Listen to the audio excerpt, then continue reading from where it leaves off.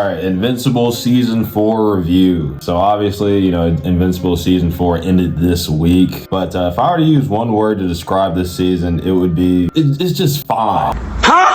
It doesn't have anything that really stands out. It's not like outstanding in any category. From storytelling to animation, from direction, it just does not stand out in any category. I say it does its direction / storytelling the best and its animation the worst. To start off this video, I guess we'll just start in order from, you know, beginning of the season to the end of the season. Now, at the beginning of the season, it wasn't really too much going on. It's just like typical Invincible shit. He's kind of like reeling off the shit from last season where he was fighting Conquest. He had on like this bionic arm, bionic leg. Well, it was just basically like shit that's still healing him from like their prior encounter because he almost died. Which is good because I like to see, you know, real consequences. And also mentioning consequences, Eve is like losing her powers in this season, which makes fighting the villains harder because typically it would be Eve and Mark kind of teaming up. But now it's just Mark by himself, so he's having to kind of compensate for that. And I gotta say, like, dude, Mark, in prior seasons, I actually enjoyed his character a bit more, but it just seems like as the seasons, like from season 3, season 4,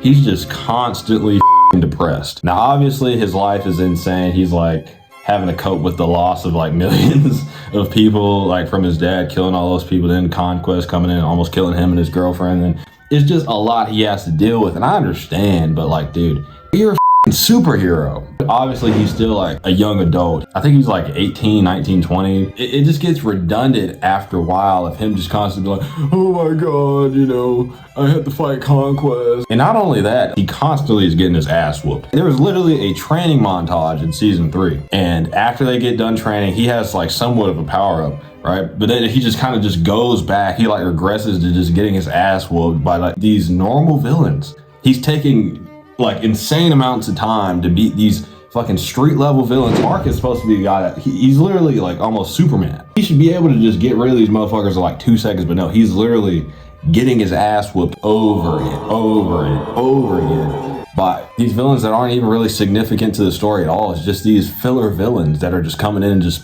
slapping Mark and then just leaving. It's just padding for the episode because, you know, every episode has to have action in it. So like, oh, we're gonna throw this villain in there, and to make them seem like they're tough, we're gonna have them throw Mark through a building. Mark is just this show's essentially. Oliver is constantly like talking shit to Mark. He's constantly telling Mark, no, I'm the fucking alpha. Mark will tell Oliver like, oh no, you can't do this. Then Oliver just call him a retard and just do what he wants anyway. It's so funny. Like Mark and Omniman were about to get on the ship to go fight the Viltrumites. They told Oliver no. Multiple times they're like, no, you can't come, you'll die. And Oliver's like, shut the fuck up. I do whatever I want. You can't tell me what to do. And they're like, okay.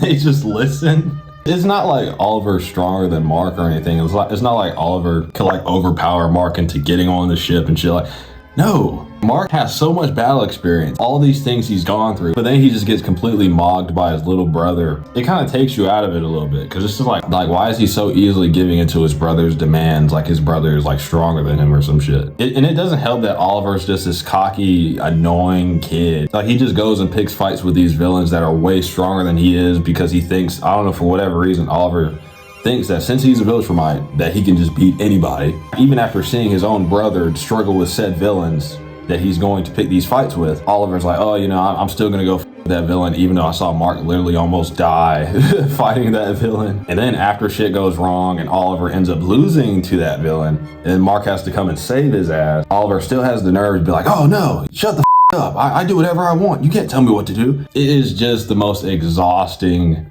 shit. Like Oliver is probably one of my least favorite characters in the show. I'm not even gonna lie. He like, what purpose does he really even serve other than just being annoying? So whenever he got his shit rocked by Thrag, like that was actually very satisfying. Moving on to Nolan, Omniman. Obviously, I get why his tone in this season would be a very apologetic tone. Like he's constantly apologizing to Debbie. He's constantly apologizing to Mark and all this shit. And, you know, trying to regain their trust. But dude, they just make him look like a total bitch. The entire season, really. Nolan goes and tries to make shit better with Debbie. And then she just lectures him the entire time about how he ruined their life. And yeah, he did definitely ruin their life that they have together. But Nolan was really just programmed from a young child to just think that the way that he thought. Of course, it'd be hard for him to kind of deviate from that path that he was set on from a young child. But I definitely can understand, Debbie's perspective as to why she would feel the way she feels, especially after he called her a pet and he said that her life doesn't even really matter in the grand scheme of things. If we're being, I guess, logical, he's kind of right, because he's over like 1,000+ years old. Like, why would he give a fuck? Like, every encounter that Debbie and Nolan have in this season is just her lecturing him about how he's a terrible person and all this shit. And he's just like, yeah, I am a terrible person. You're right. I don't deserve to live. I'm fucking terrible. Oh my God, I should die right now. It's just such a stark contrast to the Omni-Man that we got in season 1 that was just Chad and just didn't give a fuck and just did whatever he wanted. Like, I miss that Omni-Man. But now it just kind of seems like we're never really going to get that back. Even like his strength, like he just doesn't seem as strong in comparison to like the other Viltrumites. Like, he'll be fighting Viltrumites in space and shit like that. He's just getting like his ass like tossed around. He just did not have a very good showing this season. I'll say my favorite bits of Nolan probably this season was probably him training with Oliver on that planet that they fought Conquest on. I thought that was pretty cool. But yeah, pretty much every male character in this show is just made. Like, every male character in this show is just a beta male cuck. Except for really Thrag and Alan. Like, even Paul, like Debbie's beta cuck fucking replacement for Omni-Man. Anytime Paul like makes a comment or like tries to say something cool, he has to like check over his shoulder to see if Debbie agrees with it. And maybe that's just like the feminist propaganda that they're pushing in this show. And that, trust me, there is a lot of feminist propaganda that they're pushing in this show. Like, they even gender swap Tech Jacket for some reason. Well, the reason is they want more strong female characters. And speaking of propaganda, I think the worst episode of this season was very obviously episode 4, where they basically all went to hell. That episode was so bad I can barely remember what happened. Like, the guy, Herm, I think that's his name, because he kept saying this shit throughout the episode. He was just basically lecturing Mark about how Satan is good the entire episode. It was just basically like satanic propaganda, the episode. And I really just don't understand the point of that episode at all. Because none of these characters from like the underworld, like, the satanic characters, like the fucking demons or whatever, they really played no role in like the larger overarching plot, unless they will in the future. But like, they kind of made it seem like towards the end there, like the Herm guy was gonna like do some shit, but he just never really ended up coming back into the story. It just seemed like satanic propaganda for the sake of satanic propaganda. Obviously, I'm against that. I just think it was really fucking weird and says a lot about Kirkman himself. In contrast, I'd say the best 2 episodes of the season were obviously Mark versus Conquest Round 2. That was a pretty solid episode. And the other episode that was really good was episode 7 with Thrag and the Viltrumites versus Mark and like the fucking coalition. Those 2 episodes were the best episodes of the season. I really don't have too many bad things to say about the episode, other than like some artistic nitpicks, like the composition of the shots could have been better. There could have been even better animation, better choreography. But as for like the gore and stuff like that, I mean, the gore doesn't really bother me too much about this show, because it's just been kind of established since season 1 that this show is just gore central. Like, you're going to see blood, guts, brains, eyeballs, hearts, every organ in the book. You're going to see that spill out of a human at some point in the show.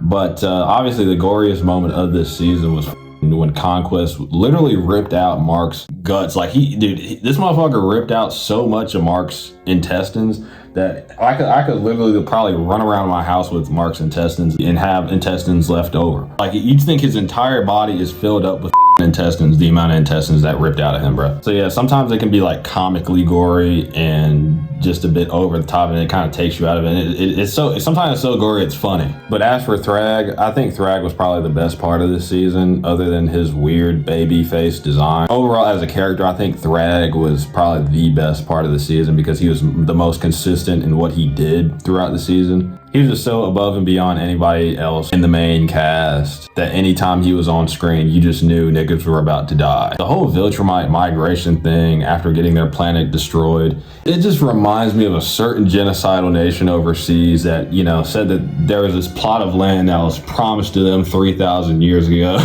Like, Thrag is literally fucking and Viltrum is literally Thrag is literally telling Mark Earth was promised to us 3,000 years ago. Like, I don't know why I just made that connection, but it could be, hidden symbolism of some sort. It's probably more so just immigration propaganda. Like, be more open to immigrants coming into your country, even though they are literally alien. Like, illegal alien, Thrag's an alien. I don't fucking know. Maybe I'm just looking too deep into it, but yeah, that's kind of what I gathered from that. Eve also gets an abortion in this season, which could be seen as a form of propaganda, but I'm not going to get too deep into that because I want to stay on the platform and I do not want to get in trouble. But yeah, I mean, after that, the season's pretty much over. Mark is like still depressed 24/7 as he usually. Mark is so depressed. He literally has PTSD. I mean, I can understand having PTSD after literally getting hot dogs pulled out of you. Mark is almost like the guy from Call of Duty Black Ops 1 in the room where he's like seeing visions and shit constantly of people dying. This show is just, I don't even really know how to feel about it. It's just getting really weird. It's like I said at the beginning of the video, it's fine. It's serviceable. It's not a JJK. It's not a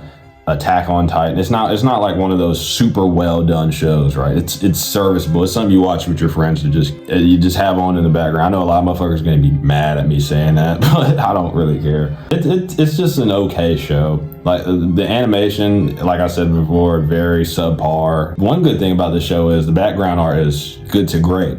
Right, it's good to great throughout the entire show. I just think instead of them focusing all their money on these super famous voice actors and actors to play these characters like Seth Rogen and J.K. Simmons, how about we actually invest in animators and artists to make the show look better and give them a couple more years to act. Like normies want this shit to come out. Oh, we get seasons every single year. You're mad that we're getting seasons every single year.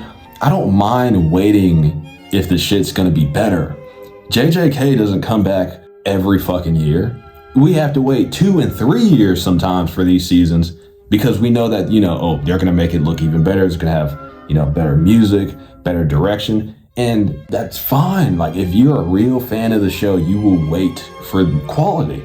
But for whatever reason, the normies that watch this show, they just accept whatever they're given. They're just like, oh yeah, I don't give a if it looks like literal PNGs. I don't care if it looks like I'm watching a PowerPoint presentation. I will accept it and I will be fine with it. It's just annoying, right? Knowing what this show could be and like what the potential of this show is, but they just focus all their money into voice actors and stupid shit like that. Like they're treating this show almost as if it was a live action show rather than it being an animation. A lot of people have said to me like, oh, Pedro, you only care so much about the anime. Why do you care so much about the fucking animation? I'm like, yeah, story is fine, but it's an animated TV show. If I wanted to solely focus on a story, I just open up a book. But since it's an animation, I expect there to be good animation along with the story. The good animation amplifies the story, actually. I do understand that not everybody, especially in the American audience, cares about animation, but I will say this show would definitely be better if they had more time to animate it and if they hired more than just 4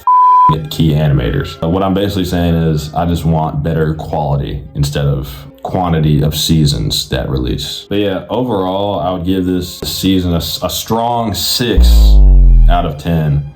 Like I said before, it's no JJK, it's no Demon Slayer in terms of like art quality / animation or even story. But it's serviceable. It's something you had a long day at work, you ain't got shit else to put on, you just throw on some fucking Invincible. It's goy slop for Zoomers to watch as they search for a job to get that doesn't exist. That's also been taken by AI, likely. That's gonna do it for this one. I hope you guys enjoyed. This is probably gonna take me a fuck ton of time to edit, but if you did get this far in the video, please like, subscribe, share, and do all the things so I can keep making these videos for you guys. And goodbye.